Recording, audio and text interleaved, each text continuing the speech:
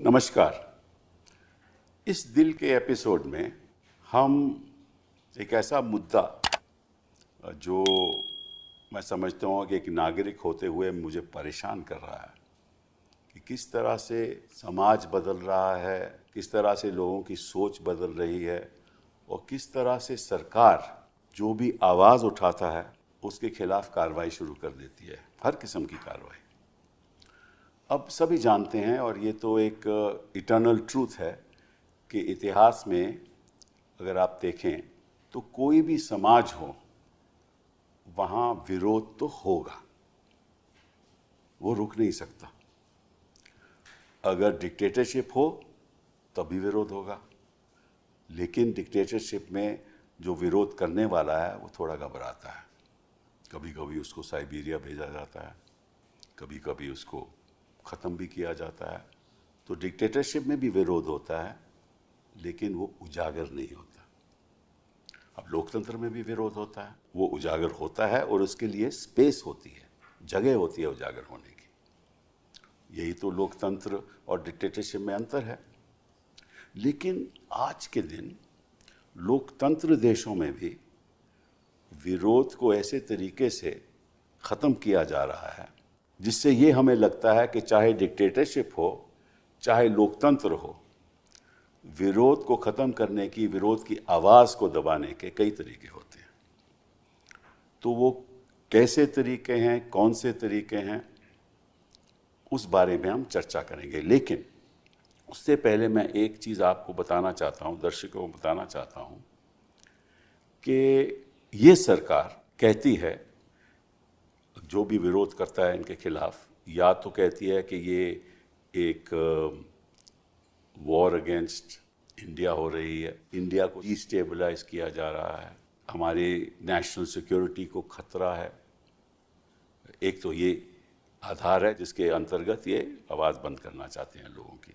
दूसरा कहते हैं कि जो हमारी संस्कृति है उस पर भी एक आक्रमण हो रहा है। तो हमारी तो हिंदू संस्कृति है, उस पर कोई भी आक्रमण करेगा तो हम उसको आगे नहीं, सवाल भी पूछेगा तो हम उसकी बोलती बंद कर देंगे। फिर ये कहते हैं कि भैया ये जो न्यूज़ चैनल्स हैं ये बड़ी मिस इन्फॉर्मेशन फैलाती हैं, मतलब कि सही बात नहीं बताते। तो हम तय करेंगे कि सही बात क्या है क्या नहीं, और अगर हमारे नज़रिए से ये सही बात नहीं है तो हम उसको भी बंद कर देंगे। फिर ये कहते हैं कि हम चाहते हैं कि जो सच्चाई है उसको एक दर्जा दिया जाए, और हमें मालूम है सच्चाई क्या है। तो हम सोचते हो कि अगर आप सच्चाई के रास्ते पे नहीं चल रहे तो निश्चित रूप से हम कुछ ना कुछ तो हमें करना होगा। ये चार आधार के बेसिस पे ये लोगों की आवाज़ को बंद करना चाहते हैं। तो आज के दिन हम दो ऐसे लोगों से बात करेंगे जिन्होंने ये सब सहा है और जो शुरुआत से सरकार का विरोध करते हैं। ये इसलिए नहीं कि वो सरकार है, इसलिए कि जो भी सरकार होती है उसके काम भी होते हैं, गलत काम भी होते हैं, और लोकतंत्र में अगर गलत काम होगा तो निश्चित रूप से सवाल भी उठेंगे, और जो सवाल उठाएगा ये चाहते हैं कि वो सवाल ना उठाए और उसके खिलाफ कार्रवाई की जाए। तो दो ऐसे हमारे गेस्ट्स हैं जो आपको बताएंगे कि किस तरीके से सरकार, कितना स्नेह सरकार उनके प्रति है कि जो भी वो कर रहे हैं उन पे बाधा डालने के पूरी ताकत से बाधा डालते हैं। पहले तो संजय शर्मा जी, इनके बारे में मैं आपको क्या बताऊं कि इन्होंने 2015 में एक न्यूज़पेपर शुरू किया और फिर इन्होंने एक न्यूज़ नेटवर्क लॉन्च किया 4 PM, और मेरे ख्याल शुरुआत में तो दर्शक तो एक आपके 7.3 मिलियन आपके व्यूअर्स हैं, 7.3 मिलियन आपके व्यूअर्स हैं, और ये नहीं चाहते कि जो आप बातें 4 PM पे करते हो वो लोग सुने। और आपकी वैसे शुरुआत में आप मीडिया में काम करते रहे हैं, ETV में काम किया आपने राष्ट्रीय सहारा में काम किया, स्टार न्यूज़ में काम किया, और क्योंकि आप सरकार के विरोध, योगी जी के विरोध कुछ बातें करते हैं वहाँ उत्तर प्रदेश में बैठ के, तो निश्चित रूप से आपको कोई एड्स भी नहीं मिलते, सरकारी एड्स भी नहीं मिलते। और लेकिन आप बड़ा नाराज़ करते हो मोदी जी को, अब योगी जी को बहुत नाराज़ करते हो। ये अच्छी बात नहीं है, क्योंकि आपके पास तो केवल 12 तो स्टाफर हैं, इससे ज़्यादा हैं भी नहीं। तो इनके साथ आप ऐसा माहौल पैदा कर देते हो उत्तर प्रदेश में कि जो वहाँ के जो सत्ता पक्ष में बैठे हुए हैं वो थोड़ा आपसे घबराते हैं। तो अभी हाल ही में 29 अप्रैल में आपकी ये जो 4 PM चैनल है उस पर रोक लगा दी, उसको बंद कर दिया। इसलिए बंद किया कि आप हार्ड हिटिंग बातें करते हैं और सवाल उठाते हैं। तो thank you very much for being here. शुक्रिया सर। दूसरा, नेहा जी हैं हमारे साथ, बहुत बहुत धन्यवाद। आप फोक सिंगर रही हैं और भोजपुरी में, और हम आप सुनते भी रहे हैं। आप कमेंटेटर भी हैं, पॉलिटिकल कमेंटेटर, पॉलिटिकल सैटायरिस्ट, और आपने कुछ ऐसी शुरुआत की बिहार में काबा, फिर उसके बाद यूपी में काबा, मध्य प्रदेश में काबा। तो इससे लोग बड़े आपसे नाराज़ हैं और नहीं चाहते कि आपको कोई सवाल उठाए। और पीछे क्योंकि आपने कई सवाल इनसे पूछे और आपने कहा कि हम किससे सवाल पूछें, अगर आप कोई गलत निर्णय ले रहे हो तो हम किससे सवाल पूछें। और अगर कश्मीर में 26 लोग की मृत्यु हो गई तो हम सवाल तो पूछेंगे ना। तो उससे आपसे नाराज़ भी हो गए और उन्होंने पीछे सुना है कि आपकी FIR भी दर्ज हो गई। 27 या 28 अप्रैल को FIR दर्ज हो गई। आपके खिलाफ जो आरोप लगाया गया है कि you are waging a war against India, हाँ, and you are a threat to national security. और कई प्रावधान BNS के द्वारा आपके खिलाफ कार्रवाई हो रही है, कम्युनल डिसहार्मनी करते हो, ये सब चीज़ें इन्होंने आपके खिलाफ। और ये कहा कि ये जो आपका चैनल है और जो आप कह रहे हैं वो पाकिस्तान में भी चल रहा है। तो इसलिए वो ऐसा लगता है कि पाकिस्तान भी आपसे प्रेरणा लेता है, तो उससे भी उनको तकलीफ़ हो रही है। ठीक है, बात करेंगे इसके बारे में। लेकिन गवाई साहब जो जज हैं सुप्रीम कोर्ट में, उन्होंने कहा है कि कोई भी चैनल आप अगर बंद करना चाहते हो तो नोटिस ज़रूरी है, बिना नोटिस के आप बंद नहीं कर सकते, अगर आपको जानकारी हो कि वो चैनल कौन चला रहा है। ठीक है। तो पहले thank you very much Neha ji for being with me. पहले तो मैं आपसे पूछूंगा संजय जी कि जोगी जी का आपका इतना स्नेह क्यों है? मुझे लगता है कि पूर्व जन्म के प्रारब्ध होते हैं कि आपको ज़िंदगी में उन्नति मिलती है तो कोई एक व्यक्ति आता है आपके जीवन में और वो उन्नति का कारक बन जाता है। तो मेरे ज़िंदगी में जो ग्रह होंगे वो शायद उसमें लिखा होगा कि योगी जी जब सत्ता संभालेंगे तो मेरी सारी उन्नति तभी मिलनी है मेरे को। मुझे आप समय दें तो मैं अपनी पूरी छोटी सी संक्षिप्त यात्रा बताता हूँ। अखबार 4 PM 2015 मैंने लॉन्च किया। उससे पहले लगभग 35 साल तक मैं सहारा, जागरण, सहारा और ETV, स्टार न्यूज़ में सब काम करता था। अखिलेश यादव की सरकार थी और बहुत बढ़िया स्टोरी चलती थी, अखबार से चल रहा था। आप कहते हैं, वो कहते हैं कि आप अखिलेश जी के बड़े नज़दीक। अभी वही बता रहा हूँ सर मैं आपको। सरकार बदल गई, अखबार का स्टाइल वही था, अखबार वायरल होता था खूब। शाम को अखबार कोई था नहीं, ग्लॉसी बेहद छपता था। 5 महीने बीते, मुझे योगी जी के सबसे भरोसेमंद अफसर ने बुलाया, मेरे भी पुराने संबंध थे, और मुझसे कहा, लाइन यही थी कि संजय बाबा तुमसे बहुत नाराज़ हैं। और मैं समझ गया मुझे क्यों बुलाया गया। मैं फाइल लेके गया तो मैंने उनसे पूछा, बाबा मुझसे क्यों नाराज़ है, CM क्यों नाराज़ है? बोले, महाराज जी को लगता है कि तुम अखिलेश के आदमी हो। मैंने कहा, अच्छा क्यों लगता है? बोले, अखिलेश जी तुम्हारे घर जाते थे, गए हैं तुम्हारे घर, तो उनके घर जाते थे रेगुलर, उन्होंने मैगजीन को तुम्हारी लॉन्चिंग करी। तो मैंने उनसे ये कहा कि पहली बात तो मुख्यमंत्री मेरे घर आए थे, कोई गुंडा माफिया अपराधी मेरे घर नहीं आया था। फिर मैंने उनको फ़ोटो दिखाया। मैंने कहा, मेरे ऑफिस में अखिलेश जी की सरकार के टाइम में भारतीय जनता पार्टी के प्रदेश अध्यक्ष लगभग हर 10 दिन बाद आते थे, चाय पीते थे, समोसा खाते थे। बीजेपी के कई मिनिस्टर भी मेरे आते थे। इतना ही मतलब चाय और समोसा, और तो नहीं कुछ? नहीं, वो बीजेपी वाले लोग छुप के पढ़ते, नहीं बता भी सकता बाकी बातें मैं। तो मैंने कहा कांग्रेस के लोग भी आते हैं, सपा के भी आते हैं, मेरी नेचर अच्छी है, सब आते हैं। और मैंने कहा अखबार के दफ्तर में तो कई अपराधी किस्म के लोग भी आते हैं, सो घोषित नेता हैं लेकिन हैं अपराधी, वो भी आते हैं। तो अखबार का दफ्तर शिव जी की बारात होता है। फिर मैंने उनको फाइल दिखाई। मैंने कहा, मैं शपथ पत्र दे सकता हूँ, सूचना विभाग में हर दिन का अखबार जमा होता है। मैं कहा, समाजवादी पार्टी की सरकार में मुझसे ज़्यादा अगर समाजवादी पार्टी के खिलाफ किसी ने लिखा हो तो मैं कल अखबार बंद कर दूंगा। व्यक्तिगत मैं किससे मिलता हूँ कोई मेरे आता, ये पैमाना नहीं है। एज ए पत्रकार मेरा अखबार बोलता है। हेडिंग लगाता था मैं, समाजवादी पार्टी की सरकार में एक DGP ने थोड़ा सा अपराध सा किया था, एक अपराधी की मदद की थी और ऑन रिकॉर्ड की थी, तो मैंने हेडिंग लगाई थी, DGP बिकता है, बोलो खरीदोगे। अखिलेश सरकार के एक मिनिस्टर ने गाली बकी तो मैंने गालियाँ छाप दी थी। और मैं देखता था कि अखिलेश जी मुझसे बैठते हैं, 2-2 घंटे बात करते हैं, गाड़ी से छोड़ने आते हैं, तो मैं उनका तापमान देखता था, ये शख्स मुझसे कब कहेगा कि तुम मेरे दोस्त हो, ये खबर क्यों छाप रहे हो। और ईमानदारी से मैंने इतने सारे नेताओं को बहुत करीब से देखा है, देश के बड़े बड़े नेताओं को देखा है। मैं दावे के साथ कहता हूँ ये सहनशीलता शायद मैंने किसी नेता में नहीं देखी होगी। मुझे लगता था ये मुझसे कहेंगे, लेकिन उन्होंने मुझसे कभी खबर को नहीं कहा, मैंने उनसे काम को नहीं कहा। अगला ऑफर ये था कि संजय तुम्हारा अखबार चूंकि पहला पेज बड़ा क्रिस्पी टाइप का होता है, कभी प्रियंका जी ट्वीट कर दे रही हैं, कभी केजरीवाल कर दे रहे हैं, कभी अखिलेश कर दे रहे हैं, सरकार के खिलाफ माहौल बन रहा है, देखो कोई और अखबार छाप नहीं रहा है।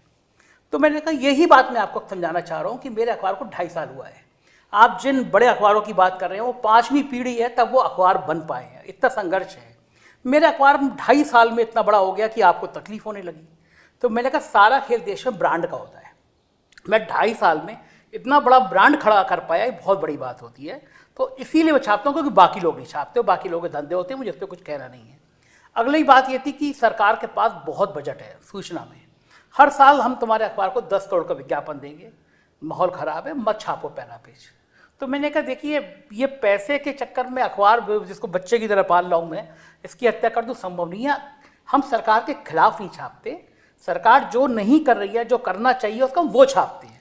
हमने उस सरकार में भी छापा, इस सरकार में भी छाप रहे, हम किसी के खिलाफ आप अच्छी बातें नहीं सरकार के बारे में लिखते ना। मैं देखो अच्छा काम करने के लिए तो सरकार आती है, और बाकी सब तो अच्छा ही छाप रहे हैं। अच्छा। सरकार जो अच्छा नहीं कर रही है वो भी छाप रहे हैं, कदम आगे बढ़ के छाप रहे हैं। मैं उनसे मना करके आया, अगले दिन एक दरोगा मेरे ऑफिस में आया एक चिट्ठी लेकर, और उसमें नाम और पता फर्जी था, मतलब लल्लू माल और पठान टोला, कोई भी नाम पता नहीं था। और मुझसे उसमें लिखा हुआ था कि मैंने बड़ी अकूत संपत्ति कमा ली है और इस नाते से मेरे खिलाफ आर्थिक अपराध अनुसंधान की जांच सेटअप कर दी गई। मैं चौंका, मैंने कहा ये पत्रकारों पे कब से होने लगा। मैंने कहा स्वागत है इसका भी, क्योंकि मैंने उसी समय उन अफसर को फ़ोन किया। मैं कहा जिन पे ऐसी संपत्तियाँ होती हैं वो सरकार से लड़ते नहीं हैं, सरकार से दोस्ती करते हैं। उसके सर कुछ दिनों बाद 2 गाड़ी में भर के लोग आए और मेरे ऑफिस पे हमला हो गया। Really? मैं ऑफिस में था नहीं, पूरा ऑफिस तोड़ दिया गया, मैंने FIR कराई। उसके तत्काल बाद मेरा अखबार मेरी पत्नी के नाम था। उत्तर प्रदेश के सबसे चर्चित अफसर हैं, STF के हेड हैं अमिताभ यश, कई सारे उनके ऊपर आरोप रखते रहते हैं एनकाउंटर वगैरह के। तो मेरे एक STF के खिलाफ खबर छपी और उन्होंने अपने नाम से क्रिमिनल डिफॉर्मेशन मुझ पर मेरी पत्नी पे कर दिया। तो मैं हंसा, मैंने कहा माफिया लोग भी लड़ते हैं तो परिवार की पत्नियों को बीच में नहीं लाते, लेकिन अच्छा है अगर आप लोगों का स्तर यही है, मैं वो स्वीकार है। उसके कुछ ही दिन बीते सर अगली कार्रवाई फिर हो गई। आम आदमी पार्टी के सांसद संजय सिंह मेरे ऑफिस में आए, मैंने उनको इंटरव्यू किया। इंटरव्यू करने के बाद जैसे ही वायरल हुआ, वहाँ पे पत्रकारों को सरकारी मकान मिलते हैं। अच्छा। 500-700 पत्रकारों को मिले होंगे। इंटरव्यू वायरल होने के 24 घंटे के अंदर 100 पुलिस वाले आए, मेरा सरकारी मकान मुझसे खाली करा लिया गया। जो राज्य स्तर के मानता सरकारी मकान सारे पत्रकारों को मिलते हैं वहाँ पर। उत्तर प्रदेश में पत्रकारों को सरकारी मकान मिलते हैं। अभी भी 600-700 पत्रकार ऐसे हैं जिनको सरकारी मकान मिले हुए हैं, उत्तर प्रदेश में मिलते हैं। अच्छा। लेकिन खाली कराने के लिए मैं, चूंकि संजय सिंह का इंटरव्यू था, मेरा अगले दिन 24 घंटे में वो मकान खाली करा लिया गया। उनको जरूरत होगी ना उनको जरूरत होगी, मेरे मकान की जरूरत होगी, मैं मान सकता हूँ। इसमें मैंने कहा कुछ आपत्ति नहीं करी। उसके तत्काल बाद सर राज्य स्तर की मान्यता प्राप्त संवाददाता समिति होती है, मैं उसका वाइस प्रेसिडेंट था। मेरी मान्यता खत्म करी गई और आज सरकार को बने हुए 7 साल से ज़्यादा समय हो गया। मेरे पास सचिवालय पास भी नहीं है। अच्छा। वहाँ पे पान की दुकान चलाते हैं और ठेला लगाते हैं, वो भी पत्रकार बन गए हैं, उनकी सबकी मान्यता है, लेकिन मेरे पास सचिवालय। लेकिन मुझे फ़ायदा ये हुआ कि जो मेरे ऊपर ये कार्रवाई हो रही थी, मैंने 18 में बोलना शुरू किया। और जब मैंने बोला, जब ये हमले हो रहे थे, तो पूरी दुनिया का ध्यान गया कि एक उत्तर प्रदेश में एक जर्नलिस्ट ऐसा है जो मोर्चा संभाल रहा है, जो मोर्चा सेकुलरिज्म का संभाल रहा है। तो उसका नतीजा हुआ, जब मैंने यूट्यूब किया तो उसका विस्तार इतनी तेज़ी से हुआ कि मैंने सपने में भी नहीं सोचा था कि ये विस्तार इतनी तेज़ी के साथ हो सकता है। तो आपने जो सवाल पूछा, मैं उसमें शुक्रिया योगी जी कहूँगा। मेरे को एक दिन NDTV ने बुला के पूछा था कि आप लगातार 1 साल से यूट्यूब में नंबर 1 बने हुए पॉलिटिकल कमेंटेटर में, कारण क्या है। तो मैंने उसमें भी किया, thanks to Awasthi ji, thanks to Amitabh Yash, thanks to Yogi Adityanath. तो अगर ये नहीं होते तो मैं यहाँ तक नहीं आता। तो सबसे लेटेस्ट ताज़ा मामला ये हुआ सर, कुंभ के मेले में जिस दिन भगदड़ मची, मेरा रिपोर्टर वहाँ क्षितिज कांत बड़ा अच्छा रिपोर्टर मौजूद था, उसने सुबह 9 बजे बताया भगदड़ मच गई, जो कि मैंने बड़े जीरो से शुरुआत करी है। मुझे पता है कि जब सिस्टम, जिले का सिस्टम, उससे ऊपर का सिस्टम काम करता है, ब्यूरोक्रेट तो कैसे करते हैं। मैंने उससे कहा तुम तत्काल पोस्टमार्टम हाउस से पहुँच के मुझे बता क्या है। तब तक किसी के दिमाग में आया नहीं, बाकी चैनल सब दिखा रहे थे कि अफवाह है, कुंभ में कुछ नहीं हुआ। वो वहाँ पहुँचा, उसका फ़ोन आया कि सर यहाँ तो 6-7 लाशें आ चुकी हैं। मैं लाइव 10 बजे बैठा, जिस समय योगी जी कह रहे थे वहाँ कुछ नहीं हुआ है, शांत है। मैंने उस समय 3 घंटे के अंदर 30 लाशें दिखा दी कि 1, 2, 3 30 लाशें आई हैं। 24 घंटे बाद क्षितिज ने फिर स्टिंग मैंने मेरे कहने पे किया और 67 लाशें हमने दिखा दी। उससे हड़कंप मचना था। सीएम ने ट्वीट नहीं किया, प्राइम मिनिस्टर तो ने आपको ट्वीट कर दिया। जब ये तो सब बात तो ऑब्वियसली है कि आपको जब इन्होंने बंद किया 4 PM कोई नोटिस नहीं दिया? कुछ नोटिस नहीं दिया। और सर वो उसमें लास्ट लाइन की जब कुंभ वाली रिपोर्टिंग कराई उसके बाद से मुझे पता चला पिछले 3 महीनों में ईडी को 3 चिट्ठी आ चुकी है मेरे खिलाफ कार्रवाई करने के लिए। और लेटेस्ट 29 तारीख को सुबह एक यूट्यूब से एक लेटर मेल आता है कि भारत सरकार ने कहा है कि नेशनल सिक्योरिटी के लिए खतरा है, इसलिए आपका चैनल ब्लॉक किया जाए। आपका चैनल बंद ब्लॉक किया जाता है। मुझे सबसे अफसोस ये कि नेशनल सिक्योरिटी के नाम पे नहीं करना चाहिए। देश, मैं कहीं इस देश को मोदी जी और शाह साहब से ज़्यादा प्यार करता हूं, तो इस नाम पे बंद नहीं करना चाहिए था। आप कहते थे कि मोदी जी को पसंद नहीं है, शाह जी को पसंद नहीं है, आपको बंद कर दिया, तो मुझे अच्छा लगता है कि नेशनल सिक्योरिटी के नाम पे बंद नहीं करना चाहिए था। ये मुझे दुख है। नेहा जी, इन्होंने नेशनल सिक्योरिटी की बात की। एक तो देश होता है और एक सरकार होती है, और देश और सरकार में अंतर तो होता है ना। सरकार तो देश नहीं है और देश सरकार भी नहीं है। सरकार तो एक राजनीतिक पार्टी की होती है। तो आपने तो आज तक, मैं आपसे पूछना चाहता हूँ, कोई ऐसी बात कही हो जो ऐसे लगा हो that you are waging a war against India, के सरकार के, आई मीन देश के खिलाफ आप तोड़वाने की लड़ाई कर रहे हैं? ऐसा तो कभी हुआ नहीं। तो आपके खिलाफ ये नेशनल सिक्योरिटी और ये waging a war against India, ये जो प्रावधान BNS में है, ये क्यों किया गया आपके हिसाब से? सर यही तो मेरा भी सवाल है। लगातार मैं सवाल कर भी रही हूँ कि भाई मेरे ऊपर देशद्रोह आए दिन जिसका मन कर रहा है। कोई भी, अभी हजरतगंज में हुआ था कि ये देशद्रोही है, अभी जो है अयोध्या में भी लोग लेकर के चले गए कि इसको जो है ये देशद्रोही है। पता नहीं सर, मैं तो खुद ही बहुत परेशान हो गई हूँ कि ऐसा मैंने कर क्या दिया है। 27 लोग मारे जाते हैं और अचानक से सोशल मीडिया पे एक चीज जुड़ जाता है कि चुप रहना है, बोलना नहीं है। हमको भी लगता है अच्छा ठीक है, 5-10 मिनट चुप हो जाते हैं, लेकिन होता क्या है, 3-4 दिन बाद मुद्दा भूल जाते हैं लोग। जैसे बालासोर में रेल दुर्घटना हुआ, वहां पे हमने देखा कि रेल मंत्री जी इतनी सारी लाशें ऐसे बिखरी हुई हैं और वंदे मातरम का नारा लगा रहे हैं। आप बोलिए ना, राम नाम सत्य है, इतने सारे लोग मारे गए हैं। वहां पर भी इतनी बड़ी घटना, कुंभ में दुर्घटना हो गई, चुप रहो, लोग मरे हैं, हिंदू मरे हैं। बोलना कब है? कब आएगा वो उचित समय जब सवाल पूछना है सरकार से? और दूसरी चीज सर, इतनी बड़ी बड़ी दुर्घटनाएं हो जाती हैं देश में, एक आदमी जिम्मेदारी लेने को तैयार नहीं है। प्रधानमंत्री, गृह मंत्री, रक्षा, कोई भी। तो मेरा सवाल ये है कि भैया आप जिम्मेदारी कब लेंगे? आप इस्तीफा कब देंगे? और आप जो कहते हैं कि हिंदू खतरे में है, तो चाहे वो पश्चिम बंगाल का मुर्शिदाबाद हो, वहां हिंदू मारा जा रहा है, मणिपुर में हिंदू मारा जा रहा है, कश्मीर में हिंदू मारा जा रहा है। 10 साल से आप हिंदू बचाने आए हैं और फिर भी हिंदू खतरे में ही है, तो सवाल तो आपसे होगा ना। शिक्षा के नाम पे आपको तो कोई वोट दे भी नहीं रहा है, रोजगार के नाम पे नहीं दे रहा है, गरीबी कोई बात ही नहीं करता, बात ही नहीं कर रहा है। ये सब आउट ऑफ फैशन हो गया कि नहीं अभी हिंदू खतरे में है तो अभी चुप रहना है, नून रोटी खाना है, हिंदू को बचाना है। इसी नाम पे ना हम लोग आपको वोट दे रहे हैं, अब फिर भी हिंदू खतरे में है। तो सवाल तो सर आपसे होगा। यही सवाल मैंने पूछा तो मुझे बोला कि मैं देशद्रोही हूँ। और एक कोई पाकिस्तानी ट्विटर हैंडल है, उसने मेरा वीडियो शेयर कर दिया।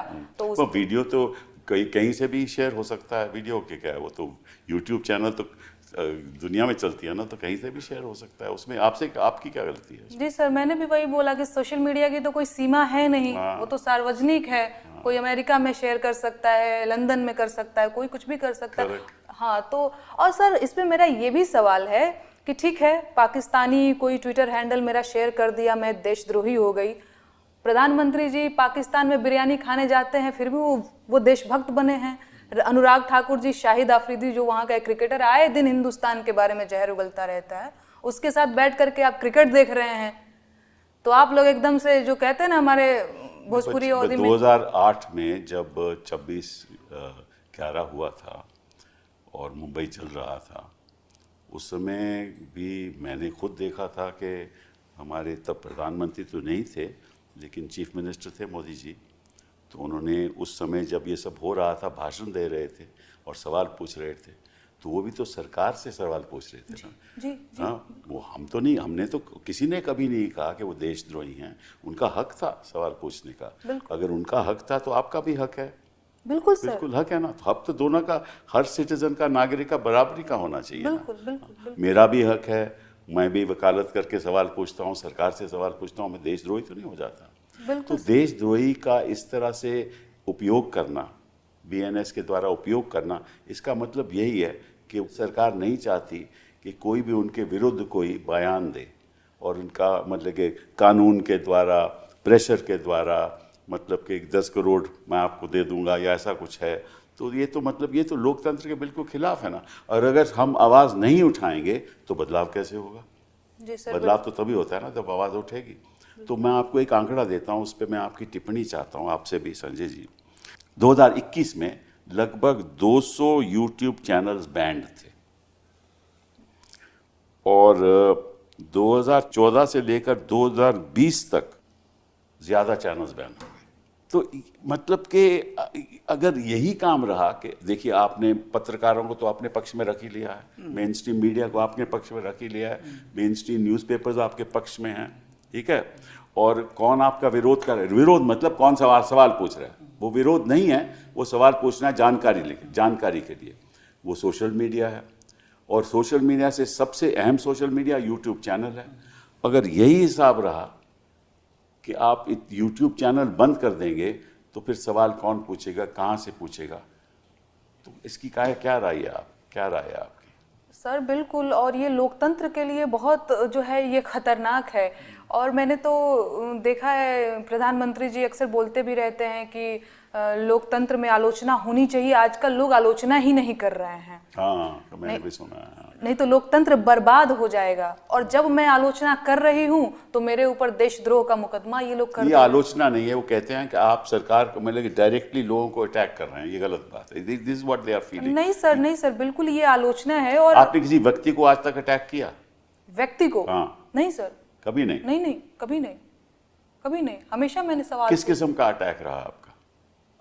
सवाल रहा है जैसे अभी ये मतलब आप कहते हैं कि यूपी में काबा जी, तो क्या मतलब, इसका मतलब क्या है? बिल्कुल, मैं सर आपको 2 लाइन गुनगुना करके भी बताना चाहूंगी हाँ। कि खत्म रोजगार बा, बाबा के सरकार बा, हाथ रस के निर्णय जो हत लड़की के परिवार बा। काबा अरे मंत्री के बेटवा बड़ी रंगदार बा, किसानन के छाती पे रौंदत मोटर कार बा, ए चौकीदार बोला के जिम्मेदार बा।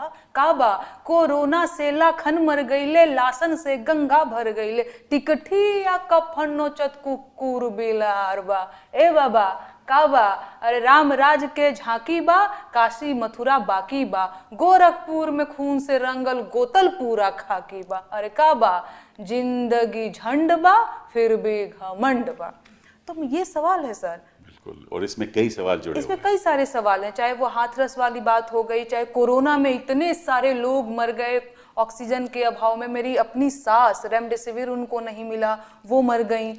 और सच में गंगा के किनारे लाशें ऐसे ही बिखरी पड़ी थी, और कफन सर आप समझते होंगे जो उड़ाया जाए, तो उसको कुत्ते बिल्ली नोच करके खा रहे थे। हाँ, ये दृश्य हमने देखा कोरोना में।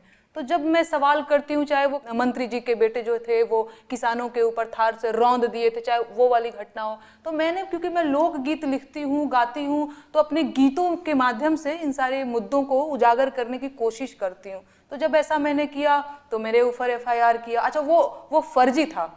अच्छा, हाँ, वो फर्जी था। बाद में मैंने MP में काबा कमिंग सून करके, एक आपने शायद देखा होगा कि एक BJP का नेता था, वो आदिवासी के ऊपर पेशाब कर रहा था, सीधी वाला जो पेशाब का। करेक्ट, वो बात आपने रखी थी सब। जी, तो एक कार्टून शेयर किया था, उस पे भी FIR कर दिया। अभी वो सुप्रीम कोर्ट में चल रहा है मामला। अच्छा, तो मुझे तो आप तो विधि विशेषज्ञ हैं और आप ज्यादा जानकार हैं, तो मुझे आपसे भी जानना है कि इस तरीके से तो मैं बहुत परेशान हो जाऊंगी, मैं अपना काम कब करूंगी? इसीलिए तो हमने आपको इस प्रोग्राम में बिठाया है। इसीलिए तो बिठाया कि आप दर्शकों को बताओ कि इसमें गलत क्या है। जी सर, जी, ठीक है ना। हम भी तो देखिए, हम रोज लड़ाई लड़ते हैं। किससे लड़ते हैं? सरकार से। जी।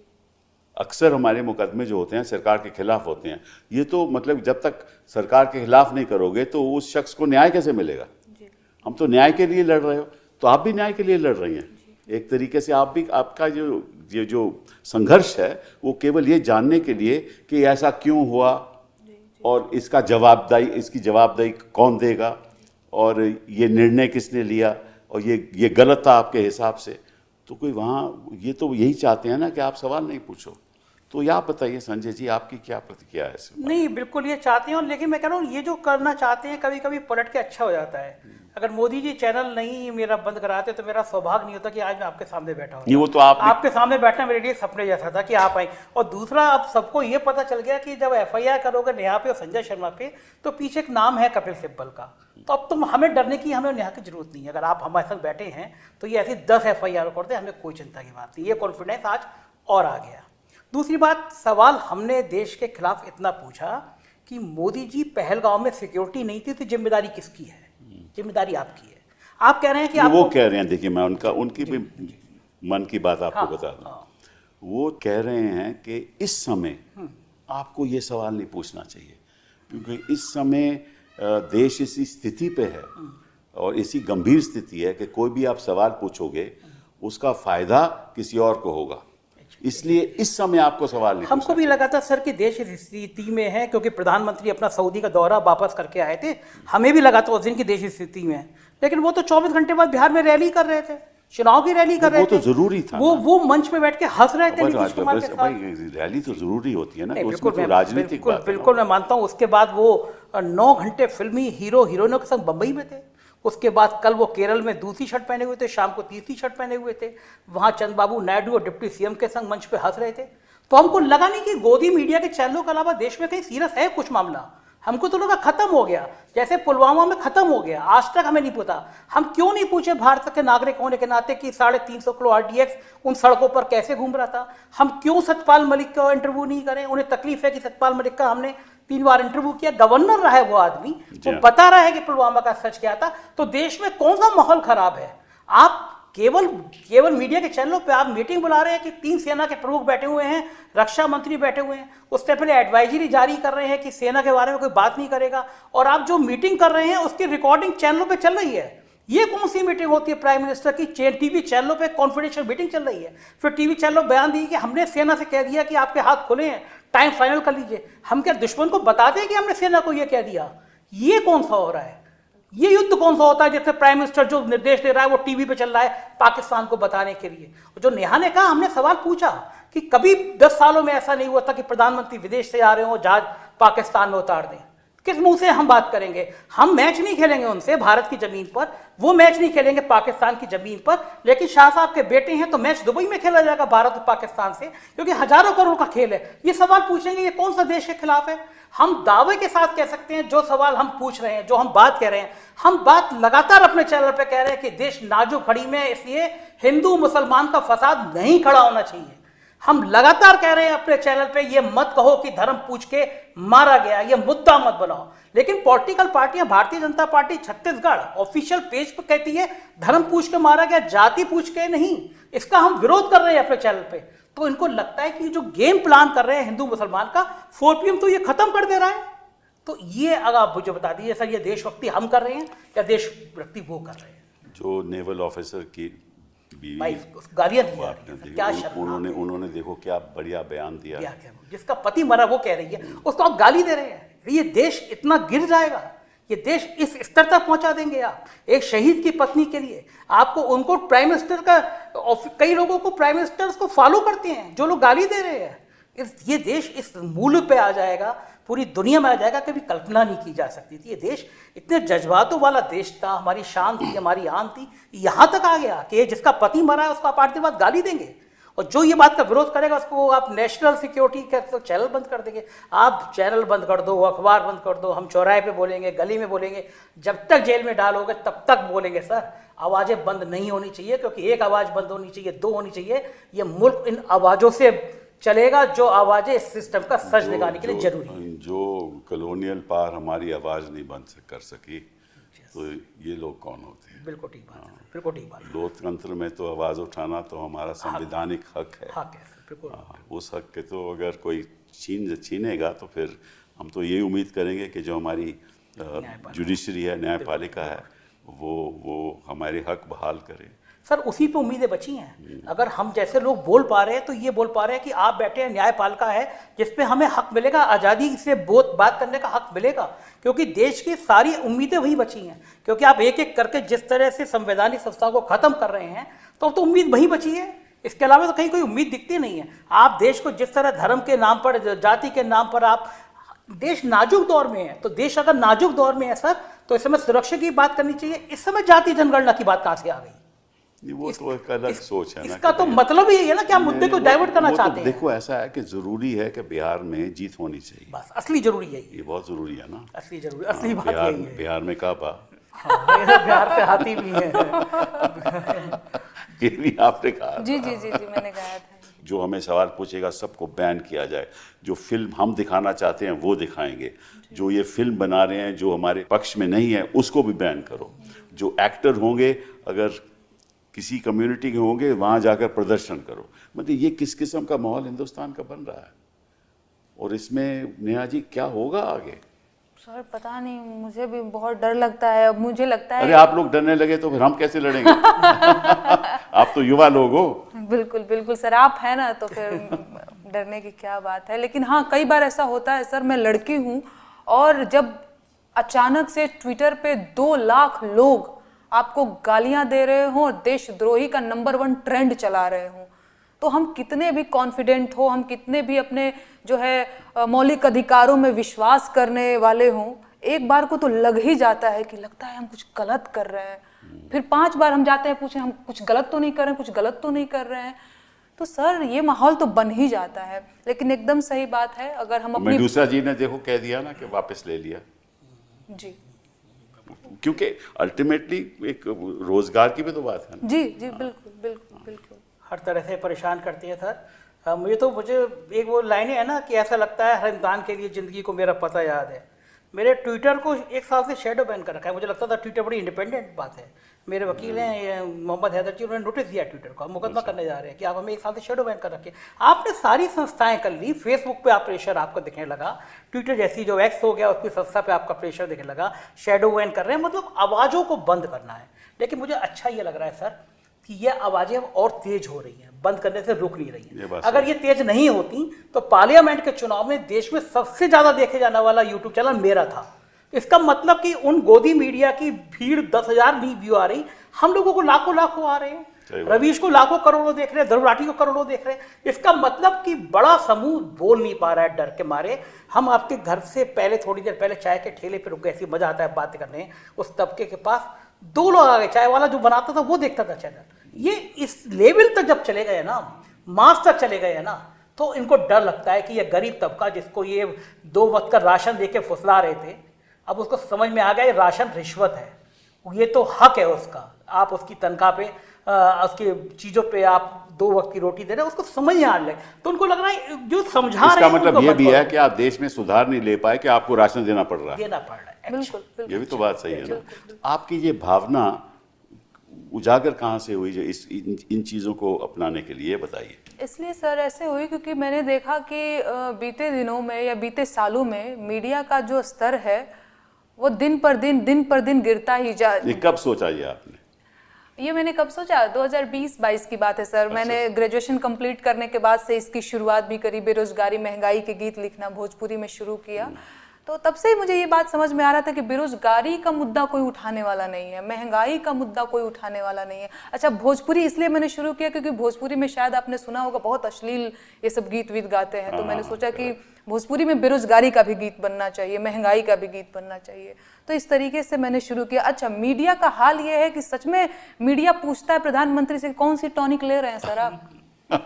18 घंटे काम कैसे कर पा रहे हैं? आम चूस के खा रहे हैं कि काट के खा रहे हैं? तो जरूरी मुद्दे वो पूछ ही नहीं रहे हैं। तब ऐसे में हमारी जिम्मेदारी बनती है। एक और चीज सर मैं यहाँ पे मेंशन करना चाहूंगी, कई सारे लोगों ने, बीजेपी का आईटी सेल मुझसे ये सवाल कर रहा था कि तुम्हारी हैसियत क्या है प्रधानमंत्री से सवाल पूछने की, तुम होती कौन हो? तो क्या प्रधानमंत्री से सवाल पूछने के लिए सबसे पहले मुझे प्रधानमंत्री बनना पड़ेगा? इसके बाद मैं उनसे सवाल पूछूंगी? मैं आपको वोट करती हूँ, मेरे पास आधार कार्ड है, वोटर आईडी कार्ड है, आप आते हैं ना, एक एक वोट है जरूरी, तो वैसे एक एक सवाल है जरूरी। वो भी बात सही है। मैं आपको वोट करती हूँ तो सवाल आप ही से पूछूंगी। तो लोग तो इस तरीके से भी बातें कर रहे हैं। ये बहुत अच्छी बात है, क्योंकि आपकी जो आप जैसी आवाज़ें अगर हिंदुस्तान में बरकरार रहेंगी तो लोकतंत्र भी बरकरार रहेगा। और मैं सोचता हूँ कि ये कोई लड़ाई किसी एक पार्टी के खिलाफ नहीं है, एक किसी एक माहौल के खिलाफ नहीं है। ये लड़ाई हमारे संविधान को बचाने के लिए है। बिल्कुल ठीक बात है। ठीक है ना। और उसमें सब हमें इकट्ठा होकर जहाँ जहाँ भी गलत काम हो रहा हो आवाज़ उठानी होगी बिल्कुल सही बात है। और सवाल पूछना होगा। सर, बिल्कुल। बिना सवाल पूछे जवाब भी नहीं आएगा। बिल्कुल है। राइट। और जब तक जवाब नहीं आएगा सवाल पूछते रहेंगे। बिल्कुल। ये सर सब- एक चीज और बताइए, देखिए हम लखनऊ से आते हैं, अटल बिहारी वाजपेयी सांसद रहे हैं, प्राइम मिनिस्टर थे, एक कार्टूनिस्ट थे। उन्होंने जब कारगिल युद्ध का दौर था उन्होंने प्रधानमंत्री के सिर की जगह गधे का फोटो लगा दिया, कार्टून छपा, और प्रधानमंत्री ने उनको फोन किया कि क्या कल सुबह आप एक गधे के संग चाय पीना पसंद करेंगे। क्या बात। ये डेमोक्रेसी है। अखिलेश यादव ने अपने ऊपर छुपी कार्टून की किताब का विमोचन मुख्यमंत्री रहते हुए, क्या ये डेमोक्रेसी है। आपको सवाल पसंद नहीं है, लोग व्यंग में, उस अटल बिहारी वाजपेयी की परंपरा की पार्टी अब यहाँ तक पहुँच गई, ये सोचा नहीं था किसी। यही तो अंतर है उस बीजेपी का और इस बीजेपी का। और हम सोचते हैं कि शायद बदलाव हो, और निश्चित रूप से 2029 में तो होना चाहिए। आपका बहुत बहुत धन्यवाद।